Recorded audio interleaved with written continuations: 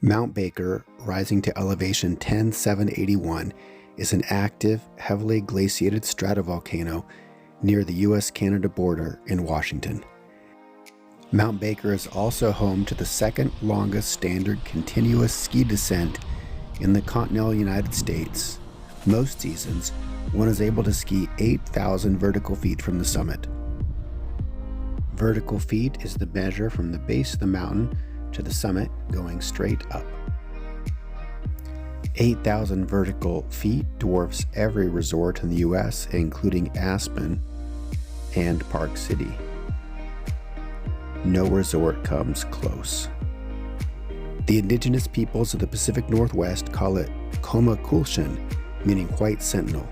Baker has more snow and ice than all the other Cascade volcanoes combined if you exclude Mount Rainier.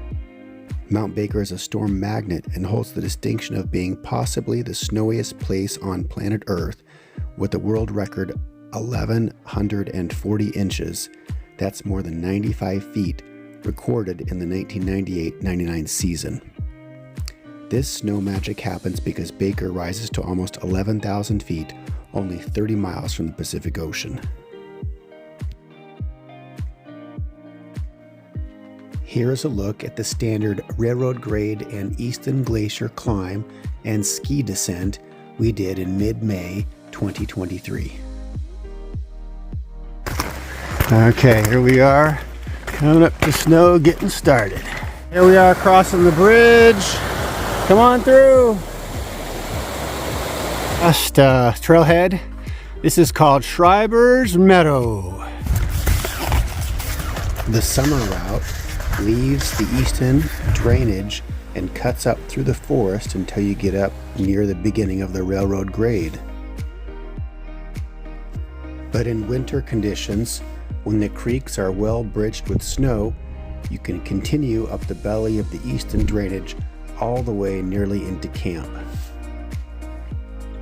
But if you're going to spend the night, at some point you'll need to get up on top of the railroad grade. The railroad grade is a ridge which runs parallel to the drainage, essentially forming what would be the top of the lateral moraine of the Easton Glacier.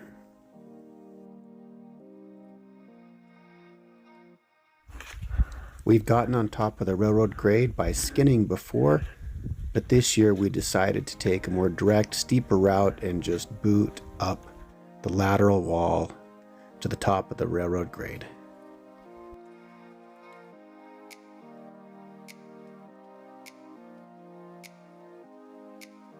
There we go.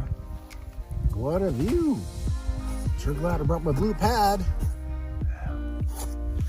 Here you can see another party who decided to stay in the bottom of the eastern drainage all the way into camp. This might be easier skinning, but you miss the great views from the railroad grade. My preference is to get on top of the railroad grade as the views are spectacular and the route finding is easy. Are you ready? Yep. All of the campsites sit to the climber's left of the railroad grade ridge.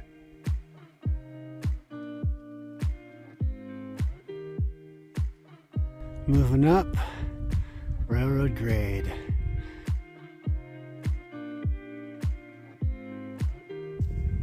Some short sections of the railroad grade are steep enough that you may want to boot, but the whole railroad grade is skinnable.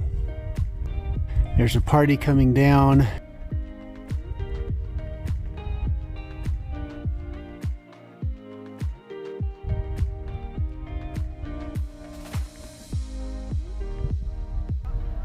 Okay, there's camp.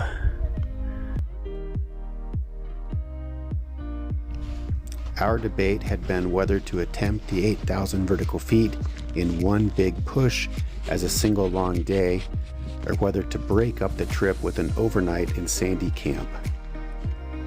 Given that we had an uncommonly good weather window and that we're both essentially 50 years older, we decided to spend the night at Sandy Camp and take our time.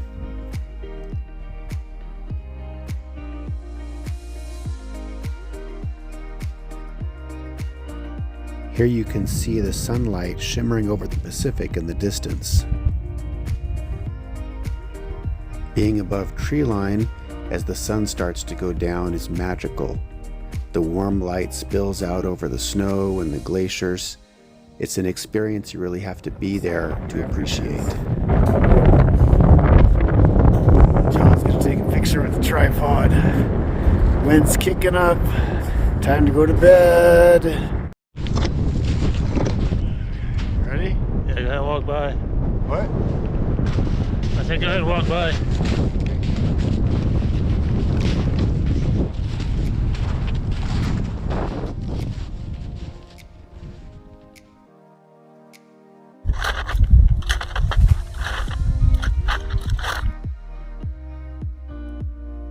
First crevasse, John cruised on through. That ended up being the closest we came to an open crevasse on our route, but many other open crevasses were visible on both sides of our route. We wore harnesses and carried ropes and all the glacier gear, but elected not to rope up, given that the visibility was so excellent and the crevasses were so well bridged and covered. Pretty much every other party on the mountain our day made the same decision. We only saw one group of two who decided to rope up. This is a steep section right before the Roman wall.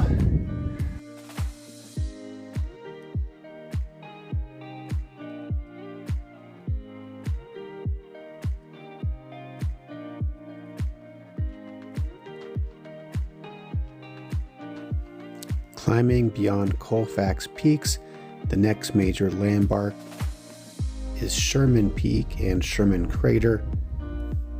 Mount Baker is the second most volcanically active peak in the Cascade Range, besides Mount St. Helens, and steam can be seen rising perpetually from Sherman Crater.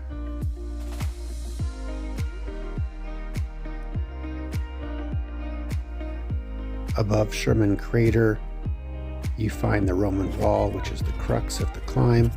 It rises a little less than 1,000 vertical feet. It is steep enough that most people choose to boot it, but not really so steep as to be scary. I think it's just over 30 degrees slope. We did put on our boot crampons and we're glad to have them. Here we are booting up the Roman Wall. Maybe halfway up, maybe not. There's John. Ty. The top of the Roman Wall is somewhat of a false summit. From the top of the Roman Wall, you can look down on Sherman Peak and Baker Lake. We saw a party of climbers and skiers coming down Sherman Peak.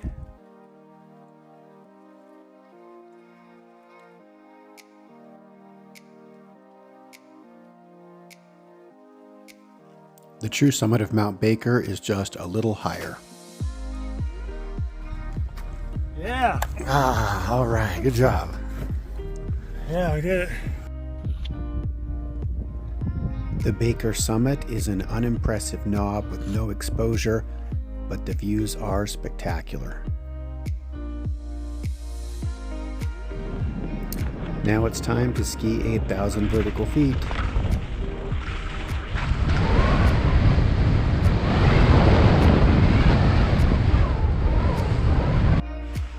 On our summit day, roughly 20 people reached the top of Mount Baker. The route is easily visible for much of the mountain.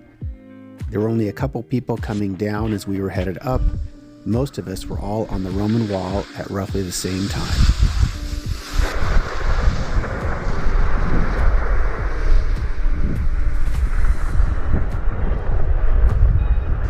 Snow conditions were quite good up high on the Roman Wall, which means, you know it, they were quite slushy towards the bottom.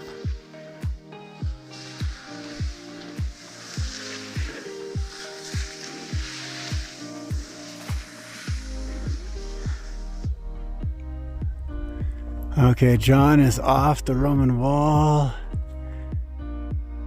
I love the perspective of seeing a single person in such an enormous landscape.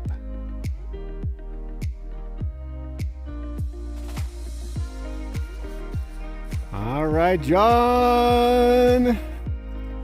This is only John's third season snowboarding, and so we decided to skip the Roman Wall and rode down from Sherman Crater.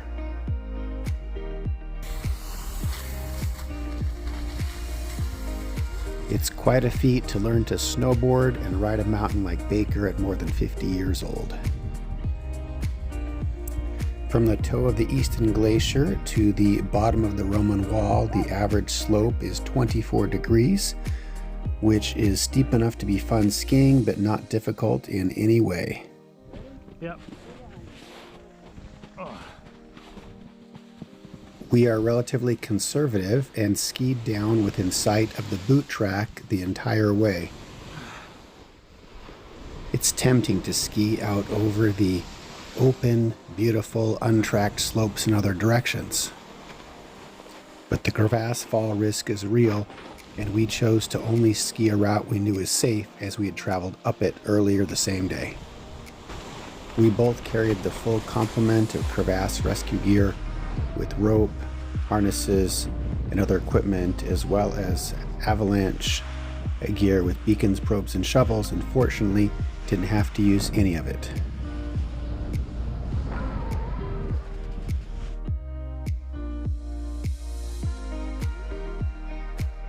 Okay, be careful, it gets really narrow here. See, there's crevasses to the right.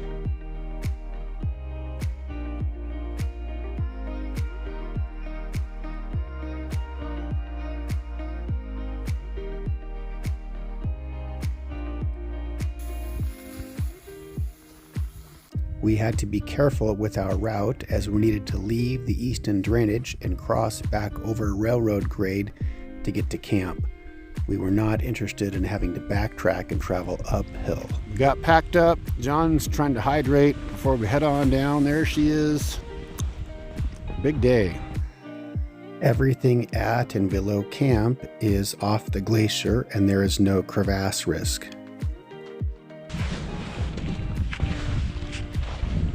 How you doing? We had to hunt a little bit, but found an easy way down through and around the cliff bands from the railroad grade back to the bottom of the Easton drainage. The risk below the Easton Glacier are melting snow bridges over the creeks and waterfall moats.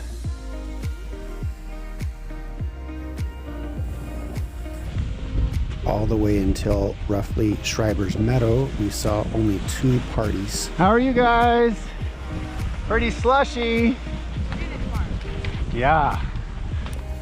It's a treat to ski for so long and really see almost no people. No signs, no buildings, no lifts. It's a wilderness experience.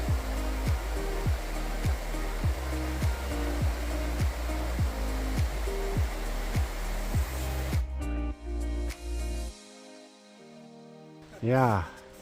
John, you made it. We got it. Nice. You did it. We got it.